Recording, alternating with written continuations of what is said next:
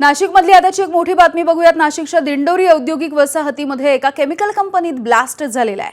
कंपनीमध्ये झालेल्या ब्लास्टमध्ये 2 कर्मचारी जखमी झालेत।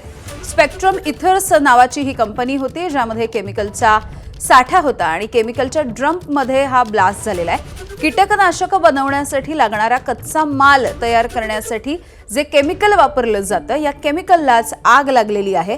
ब्लास्ट झाल्याच्या नंतर केमिकल वायू गळतीमुळे कंपनीसह आजूबाजूच्या काही नागरिकांना डोळ्यांमध्ये जळजळ होते, श्वसनाचा त्रासही सुरू झालेला आहे।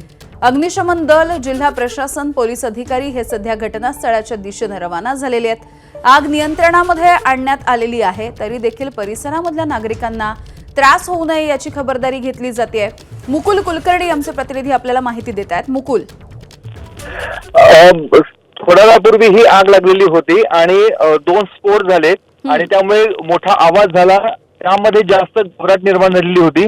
आता कंपनीतले 2 कर्मचारी यामध्ये जखमी झालेले, त्यांना पुढील उपचारासाठी रुग्णालयामध्ये दाखल करण्यात आलेला आहे। इतर कर्मचाऱ्यांना कंपनीमधनं बाहेर काढल्याची माहिती आपल्याला प्रशासनाच्या माध्यमातून मिळत आहे।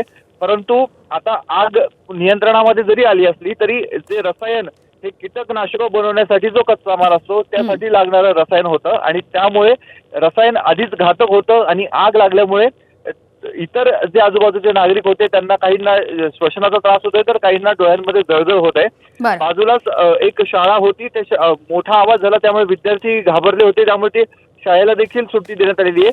अशी परिस्थिती सध्या आहे। परंतु प्रशासन, अग्निशमन दल म्हणा किंवा जिल्हा प्रशासनाचे अधिकारी कर्मचारी आता घटनास्थळी दाखल झाले।